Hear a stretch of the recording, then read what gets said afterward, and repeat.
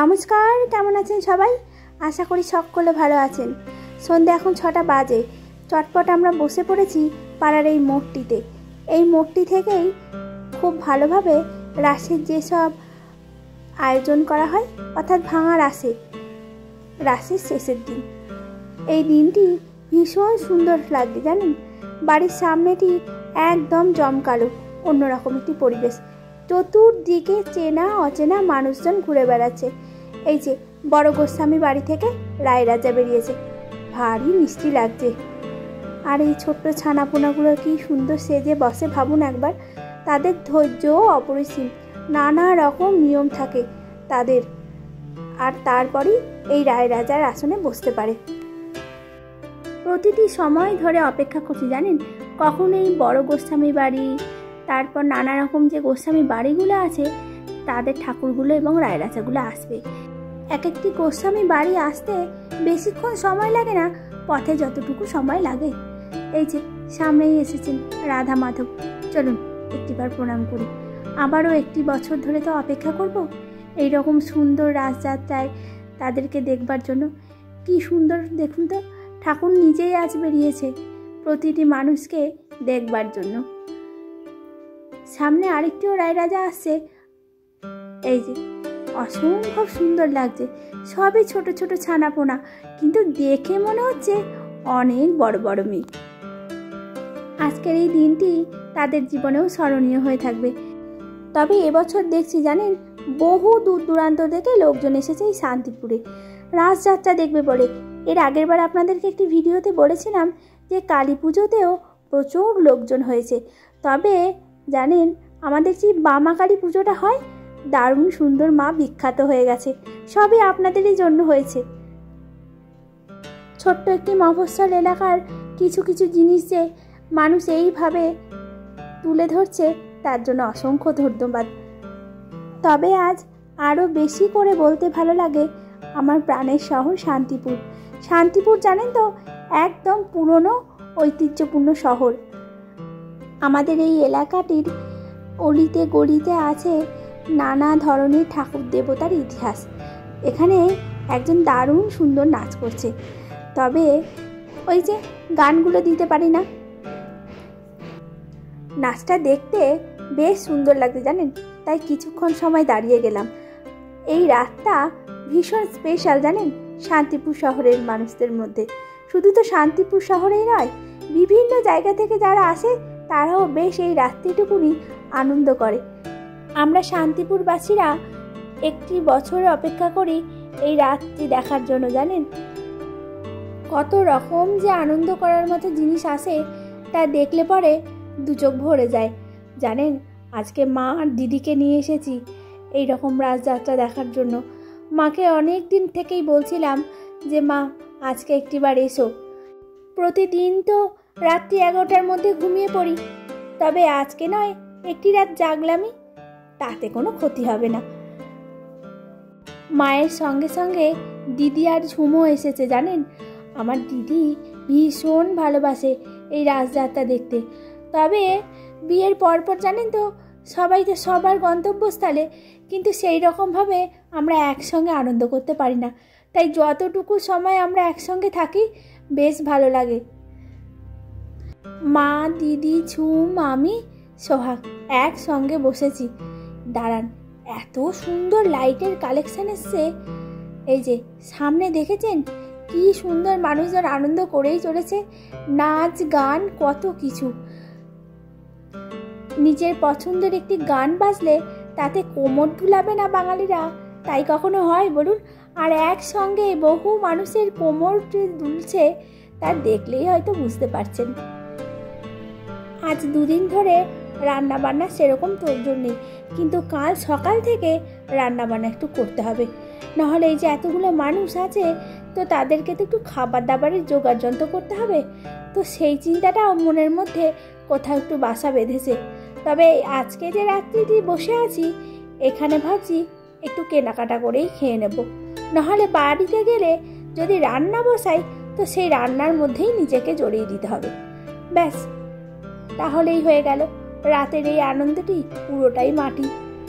তবে মা বলছে জানেন কিচ্ছু করতে হবে না, এখানে চুপটি করে বাঁচত, আজকের এই রাতটুকু একটু সকলে মিলে আনন্দ করব।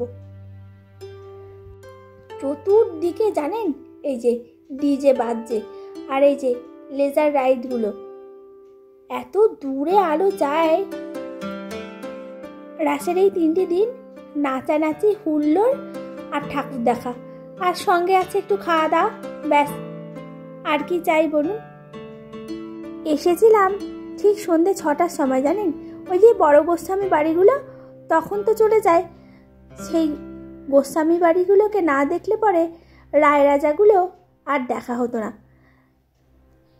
সকাল সকাল এসে বসেছি ঠিকই, কিন্তু জানেন এত চতুর্দিকে মশার আমদানি, সে আর কি করি, সঙ্গে করে জানেন বাড়িতে যে মশার ব্যাগটি আছে ওটি নিয়ে এসেছি। ভাবুন একবার, এই যে কি সুন্দর গান গাইছে, একদম রকস্টার।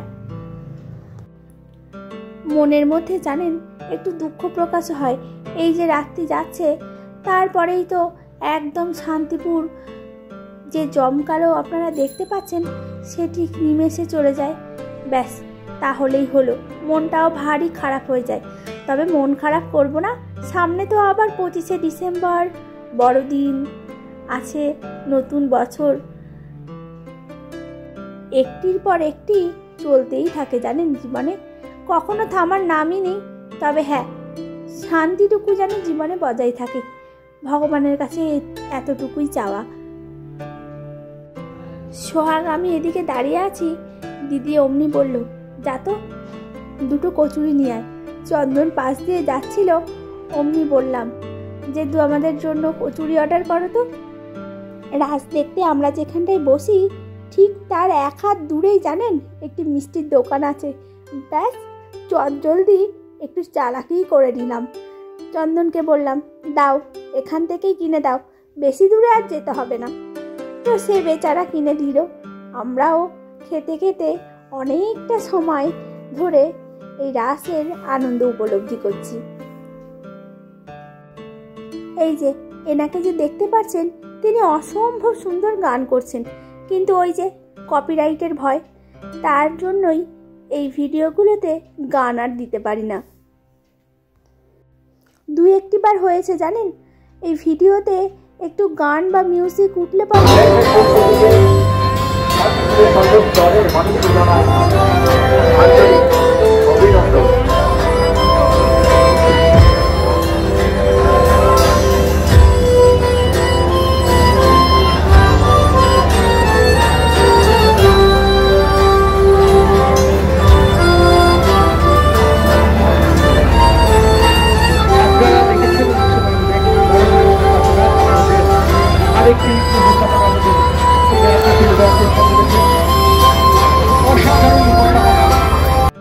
কেমন লাগলো মাউতার গানের এই মিউজিকটা একবার কমেন্ট করে জানাবেন। এই যে সামনে লাইটের কালেকশনগুলো দেখছেন, অসম্ভব বড় বড় লাইটগুলো এসেছে, কোথা থেকে এসেছে তা আমার জানা নেই। মনে হয় জানেন এগুলো মনে হয় চন্দননগর থেকে এসেছে, তবে ভীষণ বড় বড় লাইটগুলো। আমাদের এই রাস্তাগুলো একটু ছোট ছোট হওয়ায় যেতে আসতে একটু অসুবিধাই হয়। রাত এখন 10টা বাজে, তবে জানেন ঝুমের একটু চোখটা যেন ঠুলুঢুলু করছে, একটু পরেই মুচি ঘুমিয়ে যাবে। দুপুরবেলা বলেছিলাম ঘুমোতে, কিন্তু ওই যে ছানাপোনা তারা কি আর কথা শোনে। সোহাগ আর ঝুম একসঙ্গে হলে পরেই চলে তাদের দুষ্টুমি, করবে নাই বা কেন। আমরাও তো আমাদের ছোটোবেলায় ঠিক এইরকমই ছিলাম জানেন, নিজের বয়সী কোনো ছানাপোনা পেলেই ব্যাস তাকে নিয়েই চলতে থাকে। তবে সারাটি দিন আজকে যা দুষ্টুমি করেছে, একটুও ঘুমোয়নি। এই যে আমার পাশের পাড়া জানেন ভারত মাতা, এখানে ভারত মাতাকে মা হিসেবেই পুজো করা হয়। মাকে অসম্ভব সুন্দর করে সাজানো হয়, পুজো করা হয়, সঙ্গে 2-3 দিন ধরে মায়ের আরাধনা করা হয়। নিচের দেশ, নিচের ভারত মাতাকে যে এমন সুন্দর করে পুজো করা হয় তা হয়তো শান্তিপুর বলেই সম্ভব। হ্যাঁ সত্যি তাই, শান্তিপুরের মানুষদের কোনো অহংকার নেই, তারা দেশ ভারত মাতাকে এমনি করেই সম্মান করে। এই যে আবার নাচানাচি শুরু হয়েছে, দেখুন লেজার লাইট একদিকে আর এই যে মানুষের হাত তুলে নাচা আরেকদিকে। দেখতে দেখতে ঘড়ির কাঁটাটা প্রায় 12টার ঘরে ছুঁয়েছে। তবে মানুষজনের ঢল দেখে মনে হচ্ছে এখন মাত্র সন্ধে হয়েছে। বাবা ছোটবেলায় কখনো রাসযাত্রা এরকমভাবে দেখায়নি জানেন। তবে এই চন্দনের পাল্লায় পড়ে আমার এইরকম রাস দেখা প্রায় 10 বার হলো। এক জায়গায় বসে দেখতে বেশ ভারী সুন্দর লাগে। তবে চন্দন বলছি একটি বারের জন্যও বসে না, সে পুরোটা প্রসেশন রোড ঘুরে এসে রাত্রি যখন 2-3টে বাজবে তখন একটি জায়গায় এসে বসে। দিদিকে বলছি যে কী রে, বাড়িতে যাবি না নাকি? বলছে আজকের রাতটা আমি এখানেই কাটিয়ে দিতে চাই। ব্যাস, মাকে বললাম চলো তাহলে বাড়িতে এবার। বলছে না না, কিছুতেই যাব না। এদিকে সোহাগকে বলছি, সেও বলছে না, মাসিমণির সঙ্গে থাকবো। আর আমিই বা বাড়িতে গিয়ে কি করি? রাসের এই যে দিনগুলিতে ছোলা ভাজা, বাদাম ভাজা অন্য সময় খুব ভালো করে দেখা যায় না, তো সেগুলোকে নিলাম। কিছুক্ষণ সময় তো কাটবে। এই যে লাইটগুলো কিছুক্ষণ সময় দাঁড়িয়ে আছে জানেন, সামনে তো বহু ঠাকুর, কিছু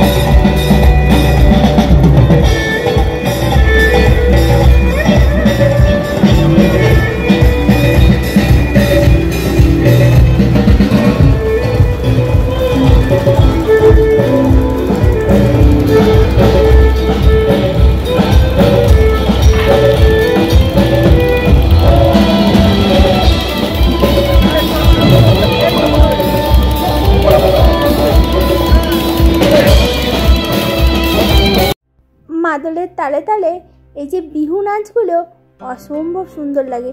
এই নাচগুলো বিশেষভাবে আসামের দিকে দেখা যায়।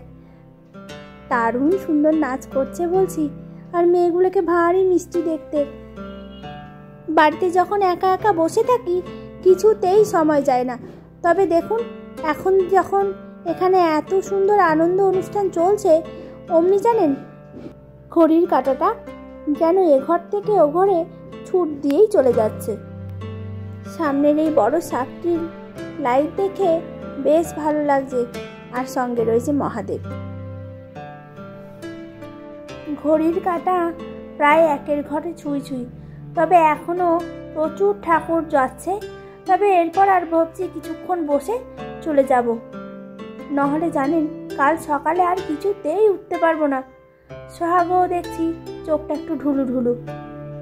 সামনে এই জমকালো লাইটগুলোকে দেখে বাড়িতে যেতে মন চাইছে না। মনে হচ্ছে এখানেই হয়তো আজকের ভোরটা দেখতে পাবো। এই যে মহাদেব আসছে, অসম্ভব সুন্দর লাগছে।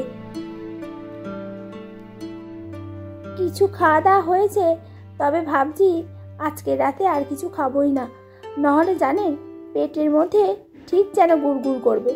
সোহাগকে বললাম, আর কিছু খাবি? বলছে না।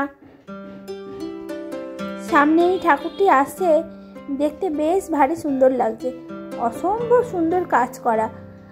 আর এই রকম সোনালি কাজ করলে মা যেন আরও সুন্দর হয়ে ওঠে। চলুন তাহলে ভিডিওটি আজ এখানেই শেষ করলাম। ভিডিওটি কেমন লাগলো অবশ্যই একটিবার কমেন্ট করে জানাবেন। ভালো লাগলে একটি লাইক করবেন। আজ তবে আসি, আবার দেখা হবে নতুন একটি ভিডিওতে। ততক্ষণ ভালো থাকবেন, সুস্থ থাকবেন আর সকলকে ভালো রাখবেন। আর অবশ্যই কমেন্ট করে জানাবেন শান্তিপুরের রাজযাত্রা আপনাদের কেমন লাগলো। ভালো লাগলে একটি লাইক করবেন। তবে ভাবছি আজ এখানেই শেষ করব, আর বেশিক্ষণ থাকবো না। দেখতে দেখতে প্রায় ঘড়ির কাঁটা 3টের ঘরে ছুঁই ছুঁই। চলুন আজ তবে আসি, আবার দেখা হবে।